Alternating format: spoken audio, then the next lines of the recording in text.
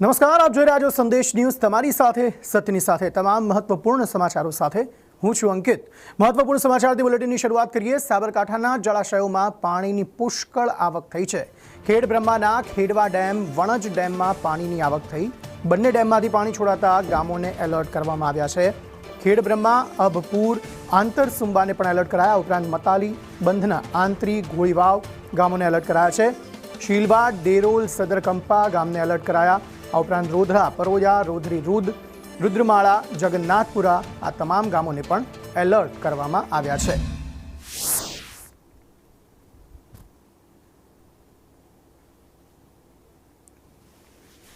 તો અલગ અલગ વિસ્તારોમાં પાણી ભરાઈ જવાની સમસ્યા સર્જાઈ। લો લેવલ કોઝવે ઉપરથી પાણી જે છે તે જતા જોવા મળી રહ્યા છે।